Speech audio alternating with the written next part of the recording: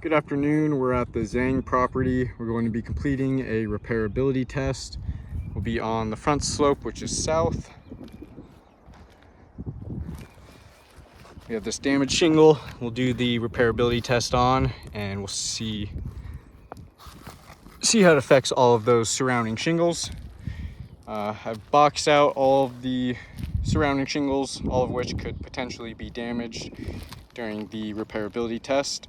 So I'll give you an overview of all of those shingles before we get started, showing you the current condition. Once we're complete with that repair test, we'll take another look and see those results. I'll be using a flat bar, putty knife, roof snake, and a hammer. And we have this 45-degree tool we'll use to give us a visual for what 45 degrees looks like. Slide it underneath that damaged shingle, and I'll give you some views of that.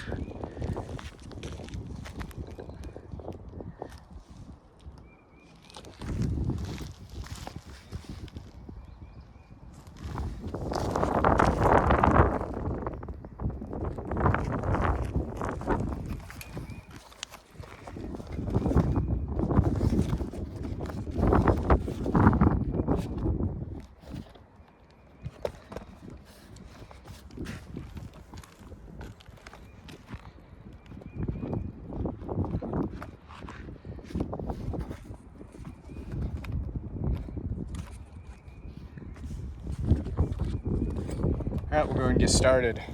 Start by getting all of those shingles unsealed that we need to. We use the putty knife to unseal the top shingle, number 8.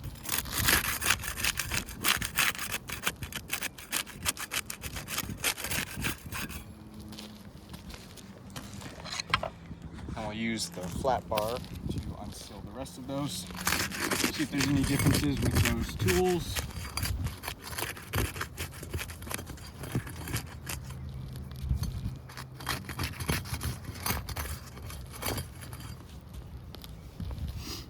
Now we'll start removing those nails.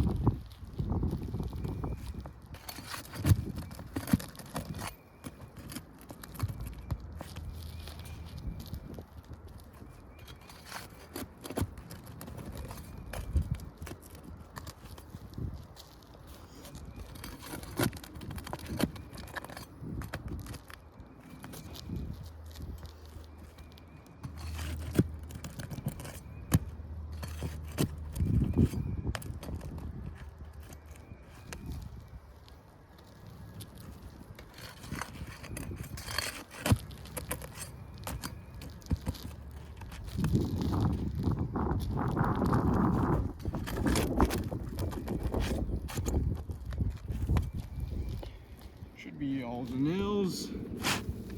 So we'll simulate an actual repair. To do that, we'll slide the damaged shingle out, and we'll slide it back in, doing everything you would for an actual repair. So that should give us the most accurate results. Using all the same motions, manipulating the shingles the same way you would for an actual repair.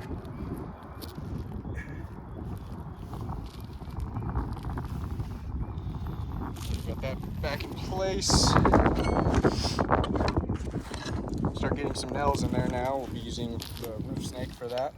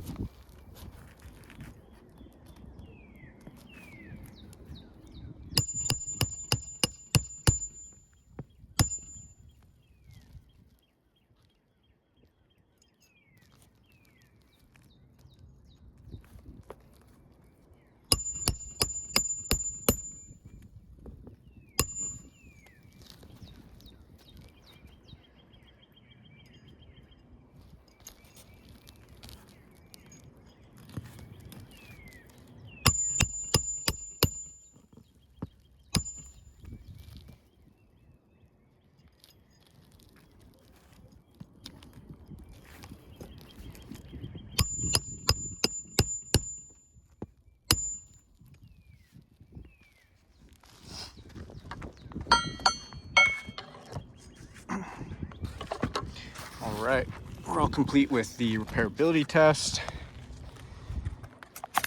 We've done everything you would for an actual repair, so we'll take another look at those shingles and see all the damages that occurred during the repairability test.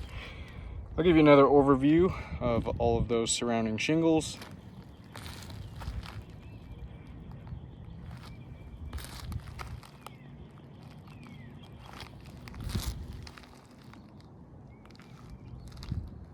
Take a closer look at those tabs right above that damaged shingle.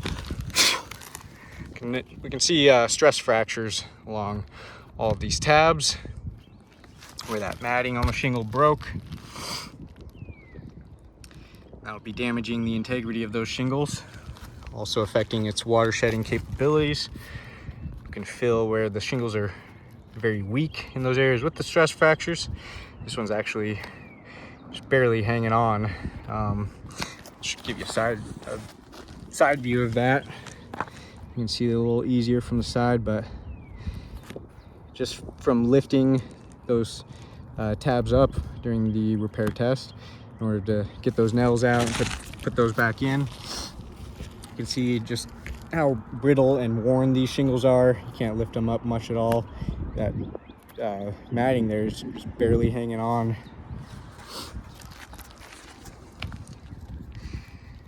So we can feel where those tabs are much weaker due to those stress fractures. So that's going to not allow those shingles to do what they're designed to do as best as they should. Water shedding capabilities. The main component for that is the matting on the shingles. So with that matting being broken, those capabilities will be weakened.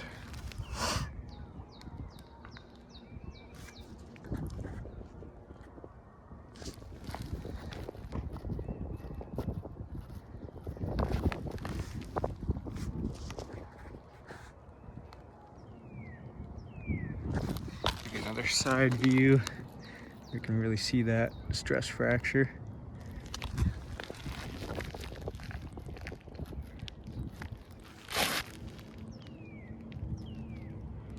We'll take a look underneath as well. We have very significant mat transfer as well that occurred. You can see those pieces of matting that were torn off the bottom of that tab, leaving all of that exposed fiberglass. We can see damaging the integrity of those shingles, as well as we can see the chunks of matting that were transferred from the bottom of that shingle, along with damaging the integrity of those shingles. It's also going to make it extremely difficult for those shingles to reseal properly once repairs have been made. As you can see, all of that matting now stuck to that tar line. So we can see more mat transfer along here, also with exposed fiberglass on the bottom of that tab. Tons of mat transfer along this one as well. We have mat transfer along both of these rows of shingles, which that mat transfer occurs when we're unsealing those shingles. And at the beginning, I pointed out we unsealed the top row with the putty knife, and then we unsealed this bottom row with the flat bar, and we can see very significant mat transfer underneath both those rows of shingles. So either tool that's going to be used, whether it be the putty knife or flat bar, it's going to be impossible to get around all of that mat transfer.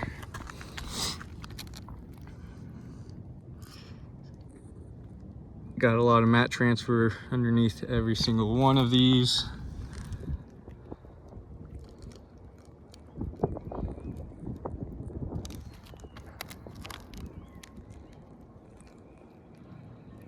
And then also wanted to point out some more damages that were actually caused from the roof snake. We can see along the edges of each of these tabs here, you can see those damages, and so I'll kind of show you how those occurred. So in order to get that nail in the nail line there, we can see that the tab is resting on that roof snake. So just when we're driving those nails in, those vibrations kind of just cause that shingle to just disintegrate on the edge there, causing those damages, and then as well as just showing how brittle these shingles are, how they just disintegrate on the end there, just from that roof snake, from resting on the roof snake. Repairable and pliable shingles should not disintegrate like that on the edge. So I do not believe repairs are feasible to this roof, as you can see those damages that occurred during the repairability test. We have real bad stress fractures, mat transfer, and those damages from the roof snake. We have at least 3 damaged shingles. We got shingle 5, no, chalk kind of faded now, but shingle 5, 6, and 8. And then if we look underneath here as well, we can see that mat transfer on shingle 3.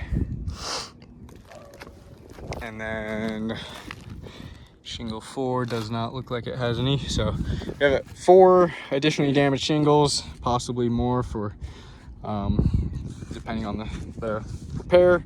But for this repairability test, we have 4 additionally damaged shingles, just if we were to replace this wind damaged shingle. So I do not believe repairs are feasible for that reason, as those damages are going to be leaving those shingles in a condition where there will be potential water intrusion. And we can see the wind damage on this roof is very widespread. We got all of these missing tabs up here, and increased shingles all over. So very widespread wind damage. We can see from this repairability test, if repairs were completed, all of those wind damaged shingles, the surrounding shingle, the shingles surrounding those wind damaged shingles would be left in this condition.